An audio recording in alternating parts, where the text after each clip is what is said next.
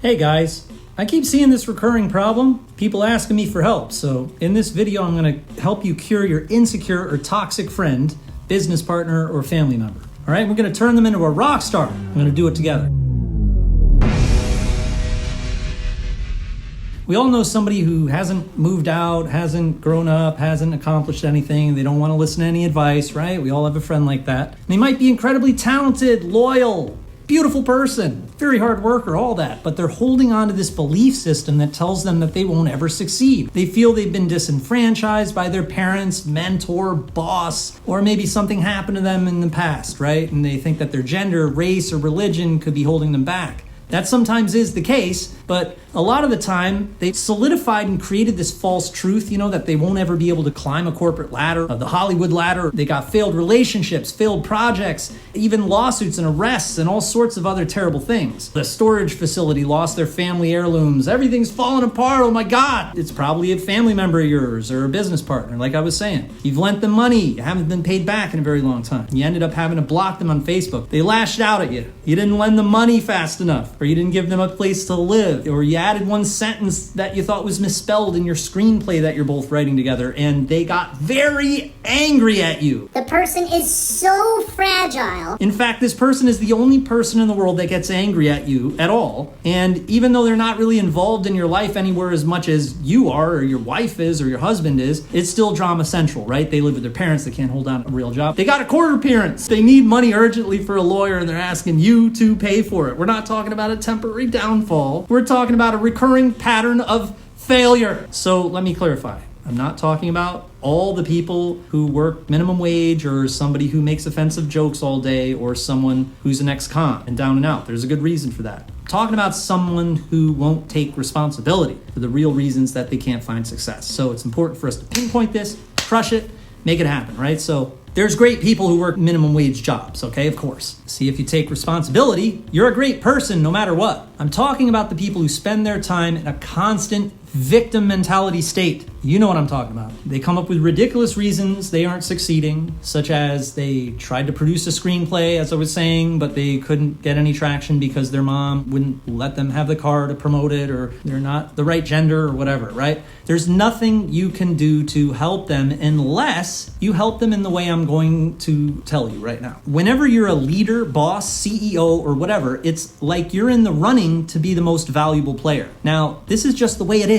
There's a reason why when you walk into an exclusive party for the top 100 vendors and affiliates, and only the top performers are invited, you walk in the room and there's a Muslim guy right there, there's a Jewish woman, there's a black guy, a white guy, there's all sorts of people from all over the world, all hanging out, drinking together, we're partying together, everything's freaking awesome. We all have something in common. When you talk to each other, you have something in common. It's just like, oh my God, yeah, I'm doing this, oh my God, I created this, I created that. It's like that, incredible. I brought high school friends to these parties. They're sitting in the corner. The last thing any of us are thinking is that we don't want to do business with someone based on their race, religion, or gender. You could be a transgender person with piercings all over your face, have a terrible sense of humor, tattoos on your face. You could have bad breath. You could be farting all over the place. It doesn't matter. You could literally be a slobbering drunk, throw up on your shoes, and go diarrhea in your pants. You don't know how to act, and there's like 20 other unique or eccentric or special things about you. And guess what? Your writing is the absolute highest converting copy on the planet. Your video editing skills are insanely fast. Your calls in the stock market are super accurate. It's like you can see the future, like you've got a third eye. Everyone is lining up to throw money at you, even though you are just a crazy ass person. That's my experience for like freaking 44 years. No one cares about who you are, what you look like, or what you've been through. We all been through very weird shit. They want to know what you can do for them. Would you actually believe that there are people that do not have copywriting skills, they don't know how to edit video, and they're not good with the stock market, they live with their parents, and that's fine, of course. But you know what the problem is? These people don't admit that. They don't admit that their lack of success is lack of skills. They blame it on you, like as if you won the lottery or something and you were supposed to give them your money. But do you believe that they blame their lack of success on that they are unlucky? Yes, there are these types of people out there. You ask these people, why do they still live with their parents? No, they didn't go through a divorce or lose everything, or they didn't get out of prison after 10 years. The problem isn't the lack of skills, it's that Jamie makes money. It just rains money on me for no reason. Or my parents won't buy me a car, or Jamie won't buy me a scooter, so I can't scoot into town. We gotta help these people. Back to those people at the top 100 performer party, right? Some of them are sick with diseases. Some of them just got out of a divorce. Some of them have special needs children. Some of them live in a terrible location for business. In fact, I know someone who lives in Africa and only has a couple of hours every day for the internet, yet he was still at the party and he's actually very successful. So if you were to ask that question, why are you down and out, then answer it honestly and say, I'm an alcoholic, I've got to go to AA. Awesome, you're a great person. But if someone is caught up in this record skip where they're not taking responsibility for a failure or multiple recurring failures, that's the point. They're not learning from failure, and then when they get a job, they're just going to take it out on their boss. Their boss is going to fire them again. You better reserve your excuses for the most hardcore when you complain. You know what I mean? It shows a toxic mentality, and you're not going to be invited back to the party unless you have something that that person wants. So your friends who haven't grown up just haven't gotten the memo. There are successful people with much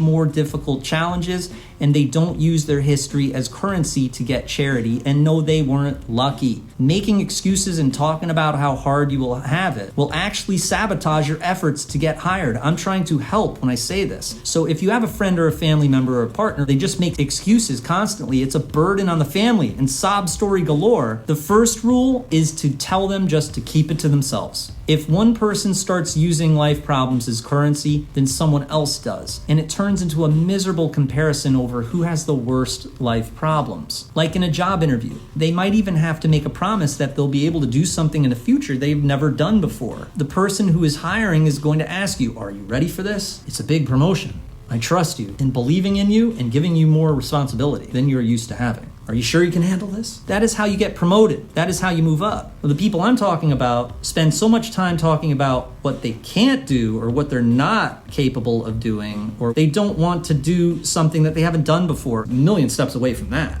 Yeah, when you go to get hired, you probably haven't done that exact thing before, and you are making promises to your potential employer that you were going to be able to learn how to do it, and you're going to be able to do this and do that. And if you show any type of victim mentality, which I might add is contagious, do you think that that person hiring you is going to trust you with more responsibility? If it sounds like you're one misstep away from throwing in the towel, forget it. He or she will be able to see right through you.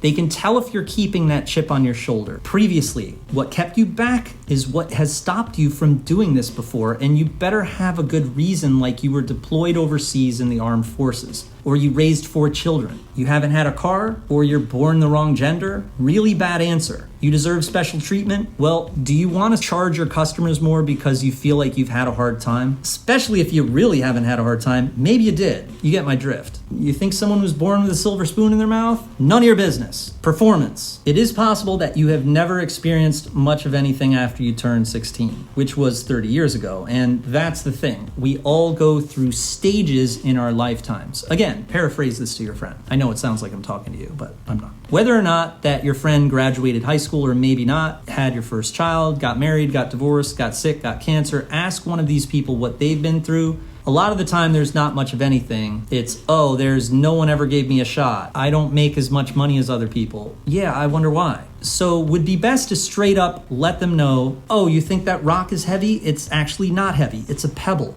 Work out. Just as if you were training someone on the job. You might ask, can you pick that up?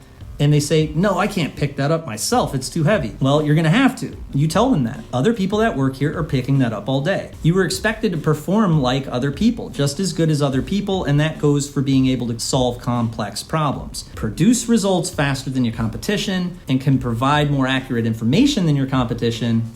Bam. Everyone hears about people who have had an amazing childhood and a messed up childhood. And both these people can sometimes have a fantastic adult life. Produce value, solve problems, do your time, And when you're done doing your time, create your exit strategy to move on to the next stage in your life. Now, you can say I might sound heartless, I read too much Ayn Rand. I actually don't. But you've got to agree that this victim mentality doesn't do anything for them. Do you know how many times I bought my friend a scooter or gave him a ride to a job interview or put my writer friends in touch with publishers? We've all tried with these people, and the reason it never works is because of the record skip, the chip on their shoulder, and the victim mentality. See, this video wasn't intended to hurt people's feelings or to offend anyone.